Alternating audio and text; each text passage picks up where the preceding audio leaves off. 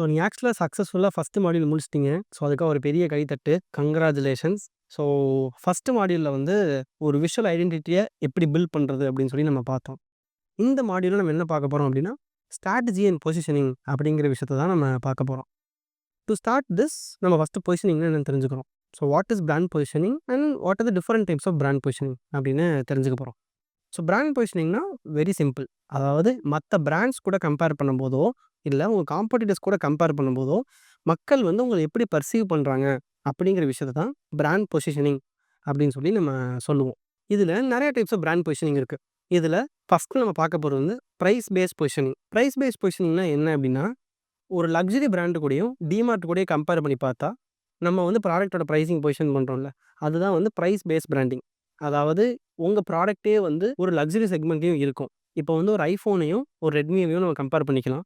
ஐஃபோன்ல ரூ. 1,00,000 குடுக்குற ஃபோன, ரெட்மில ரூ. 50,000 குடுப்பாங்க. ஸோ இது வந்து பிரைஸ் பேஸ்ட் பிராண்டிங். ஸோ இப்படி தான் வந்து அவங்க வந்து அவங்கள பொசிஷன் பண்ணிக்கிறாங்க. ரைட். 2வது பார்த்தோம் அப்படின்னா, குவாலிட்டி பேஸ்ட் பொசிஷனிங். இது பேசிக்கா என்ன அப்படின்னா, ரொம்ப எக்ஸ்க்ளூசிவா இருக்கும். ரொம்ப பிரீமியமான ஆஃபரிங் குடுப்பாங்க. எல்லாருனாலயும் இத வந்து அட்டைன் பண்ண முடியாது. எக்ஸாம்பிள் சொல்லணும் அப்படின்னா, ரோல்ஸ் ராய்ஸ், ரோலெக்ஸ் இதெல்லாம் வந்து நம்ம எக்ஸாம்பிள் எடுத்துக்கலாம். ரோல்ஸ் ராய்ஸ் கார வந்து எல்லாராலயும் வாங்கிற முடியாது. காசு இருந்தாலுமே ரோல்ஸ் ராய்ஸ் கார் வந்து எல்லாருக்கும் தரமாட்டாங்க. ஸோ இதுதான் வந்து அவங்களோட பொசிஷனிங். ரைட். ரோலெக்ஸ் வச்சு அதிகமா காசு இருந்தா மட்டும் தான் வாங்க முடியும். பட் ஆனா, அதே டைம தான் வந்து ரூ. 500க்கு விக்கிற கேசியா வாட்சும் காமிக்குது.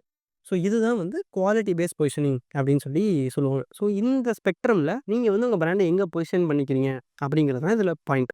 அடுத்து நம்ம பார்த்தோம் அப்படின்னா, டிஃபரன்சியேஷன் பேஸ்ட் பொசிஷனிங். உங்க ப்ராடக்ட்ல வந்து பெரிய யூனிக் செல்லிங் ஃபீச்சர்ஸோ, இல்ல பெரிய விஷயங்களோ எதுவும் நெறைய இருக்காது. பட் ஆனா, நம்ம என்ன பண்ணுவோம் அப்படின்னா, தி வே வி கம்யூனிகேட் ஸ்டஃப் நம்ம வந்து அது இல்லாத ஒரு விஷயத்த இருக்கிற மாரியே சொல்லுவோம். இது வந்து நெறைய பேருக்கு பண்றதுக்கு அட்வைசபிளான்னு கேட்டா, அட்வைசபிள் தான். பட் நம்ம எங்கேயும் பொய் சொல்லாம, மத்தவங்க ஹைலைட் பண்ணாத ஒரு விஷயத்த ஹைலைட் பண்ணி காட்டுவோம். ரைட். எக்ஸாம்பிள் சொல்லணும் அப்படின்னா, டெஸ்லா வந்து எலக்ட்ரிக் கார்ஸ் பண்ணல. They are doing roadways revolution.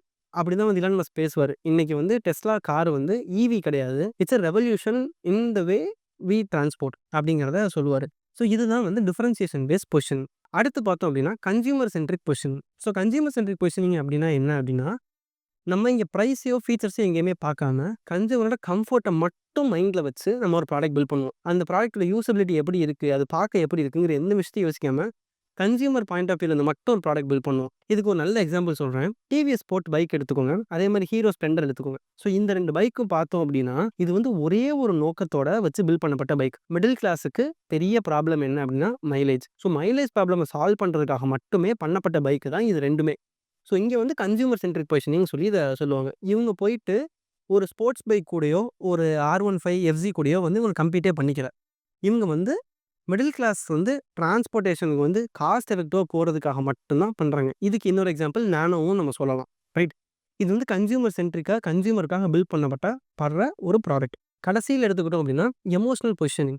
இதுதான் வந்து உலகத்துல மிகப்பெரிய ஃபேமஸான பிராண்ட்ஸ் எல்லாம் பண்ணுவாங்க. ரெட் புல் எக்ஸாம்பிளா எடுத்துக்கோங்க. நைக்கியவும் எக்ஸாம்பிளா எடுத்துக்கோங்க. நைக்கி வந்து ஜஸ்ட் டூ இட்ன்னு சொல்லும்போது, அவங்க வந்து உங்கள போயிட்டு ஓடுங்கன்னு சொல்லல. போய் வொர்க் அவுட் பண்ணுங்கன்னு சொல்லல. ஜஸ்ட் டூ இட்ன்னு சொல்லும்போது, ஒரு எமோஷனல் ஃபீலிங் உங்களுக்குள்ள ட்ரிகர் பண்றாங்க. பேசிக்கா வந்து உங்களோட பாஸ்ட் வெர்ஷன விட நீங்க இப்ப பெட்டர் ஆகணும் அப்படிங்கிறத ட்ரிகர் பண்றாங்க. அதே தான் ரெட் புல்லும் கூட. ரெட் புல் கிவ்ஸ் யூ விங்ஸ்ன்னு சொல்லும்போது, உங்கள தாண்டி நீங்க சூப்பர் நேச்சுரலா ஒரு விஷயத்த பண்ணணும். உங்க நார்மல் கேப்பபிலிட்டிக்கு தாண்டப்பட்ட ஒரு விஷயத்த பண்ணணும் அப்படின்னு. நம்ம ரெட் புல்லோட எல்லா ஸ்பான்சர்ஷிப்பும் பார்த்தோம்னு வச்சுக்கோங்களேன். F1ல கார் விடுவாங்க. அதே மாரி இந்த பேராகிளைடிங் பண்றவங்களுக்கு போய் ஸ்பான்சர் பண்ணுவாங்க. இந்த மான்ஸ்டர் ட்ரக்ஸ் மாரி பெரிய ட்ரக்ஸ் எல்லாம் போயிட்டு ஸ்டண்ட் பண்றதுக்குலாம் ஸ்பான்சர் பண்ணுவாங்க. ஸோ ரெட் புல்னாலே அப்படியே ஒரு மாரி கிரேசி டோப்பமைன் ஹிட் ஆகுற மாரி சில விஷயங்கள பண்ணுவாங்க. ஸோ இதுதான் வந்து எமோஷனல் பொசிஷனிங்னு சொல்லுவாங்க. ஸோ இந்த டைப்ஸ் ஆஃப் பொசிஷனிங்ல உங்க பிராண்ட நீங்க எப்படி பொசிஷன் பண்ணணும்னு யோசிங்க. இது காலப்போக்குல நீங்க 1, 2 விஷயத்த சேர்த்து பண்ணலாம். இப்ப நைக்கி எடுத்துக்கிட்டோம் அப்படின்னா, அவங்க எமோஷனல் பொசிஷனிங்கும் பண்ணுவாங்க. அதே மாரி பிரைஸ் பேஸ்ட் பொசிஷனிங் சில இடத்துல பண்ணுவாங்க. ஸோ இது காலப்போக்குல நீங்க உங்களுக்கு ஏத்த மாரி மாத்திக்கலாம். பட் இந்த இனிஷியல் ஸ்டேஜ்ல இது ஒரு விஷயத்த எடுத்துக்கிட்டு, அதுல ஸ்ட்ராங்கா பர்சீவ் பண்ணீங்க அப்படின்னா, உங்க பிராண்ட் வந்து ஆடியன்ஸோட மைண்ட்ல ஒரே ஒரு விஷயத்துக்காக தெளிவா ஞாபகம் இருக்கும். இப்ப நம்ம டைப்ஸ் ஆஃப் பொசிஷனிங் பார்த்தோம். இந்த பொசிஷனிங் வச்சு நம்ம பேசிக்கா என்ன பண்ண போறோம் அப்படின்னா, மார்க்கெட்ல இருக்கிற கேப்ப வந்து அனலைஸ் பண்ண போறோம். அந்த கேப் அனலைஸ் பண்ணா தான், இது எந்த பொசிஷனிங் வந்து கரெக்ட்டா சூட் ஆகும் அப்படிங்கிறது நமக்கு தெரியும். ரைட். ஸோ இந்த மார்க்கெட் கேப் அனலைஸ் பண்றதுக்கு நீங்க 2, 3 விஷயங்கள் பண்ணலாம். இதுக்கு ஃபர்ஸ்ட்டு சொல்றது தான் ஸ்வாட் அனாலிசிஸ். இது வந்து ஒரு பிளஸ் மாரி கிராஃப் இருக்கும். ஸ்ட்ரெங்த், வீக்னஸ், ஆப்பர்ச்சுனிட்டி, த்ரெட் அப்படின்னு சொல்லி ஒரு 4 ஆஸ்பெக்ட் இருக்கும். உங்க பிராண்டோட ஸ்ட்ரெங்த் என்ன? உங்க வீக்னஸ் என்ன? எந்த இடத்துல உங்க பிராண்ட வந்து நீங்க பொசிஷன் பண்ண முடியும்? த்ரெட்ஸ். அதாவது த்ரெட்ஸ்ங்கிறத சொல்றது உங்க காம்படிட்டர்ஸ் வந்து ஸ்ட்ராங்கா இருக்காங்களா? இல்ல இந்த இடத்துல வந்து என்னால காசு பெருசா சம்பாரிக்க முடியாது அப்படிங்கிற மாரி த்ரெட்ஸ் இருக்காங்கிறது.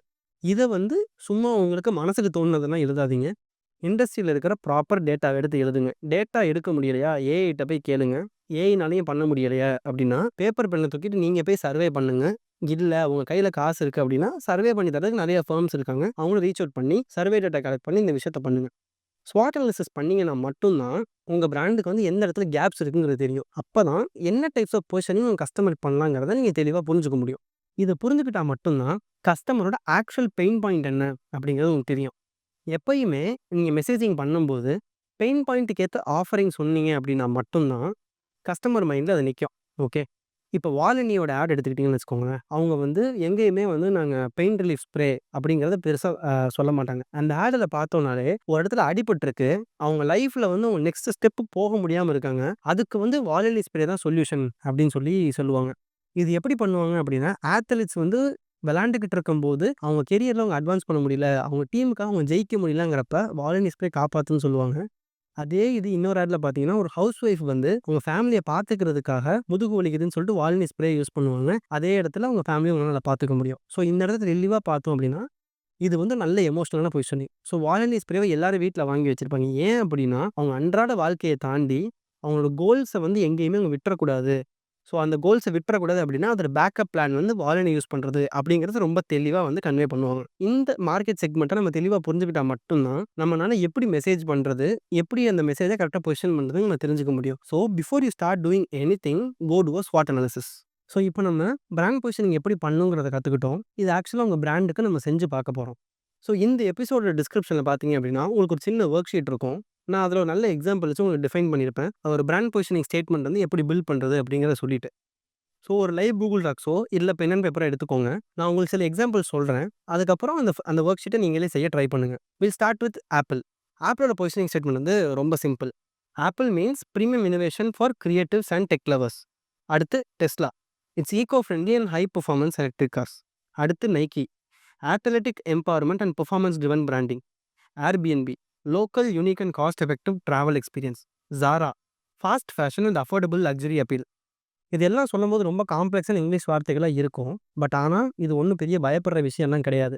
இது வந்து பெரிய பெரிய பிராண்ட்ஸ்க்கு பார்க்கும்போது மேபி உங்களுக்கு காம்ப்ளெக்ஸா தெரியலாம்.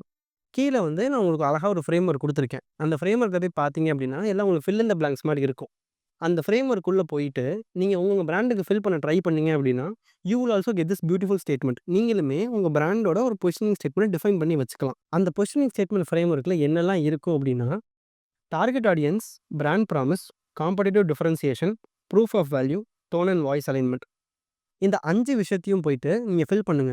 அதிலேயே வந்து நான் Zeptoவ எக்ஸாம்பிளா வச்சு உங்களுக்கு அழகா குடுத்திருப்பேன். அந்த எக்ஸாம்பிள்ஸ பார்த்து கீழ ஃபில் பண்ணுங்க. அது ஃபில் பண்ணதுக்கப்புறம் உங்களுக்கே ஒரு நல்ல ஸ்டேட்மெண்ட் பாப்பப் ஆகும். இந்த பிராண்ட் பொசிஷனிங் ஸ்டேட்மெண்ட் தான் உங்க ஐடென்டிட்டிய பொசிஷன் பண்றதுக்கான மொத்த கைட்லைன்ஸ். இந்த பொசிஷனிங் ஸ்டேட்மெண்ட் கரெக்ட்டா இருந்தா மட்டும் தான், நெக்ஸ்ட் ஸ்டெப்ப வந்து உங்களுக்கு கரெக்ட்டா பண்ண முடியும். So before you skip to the next segment, make sure you finish this.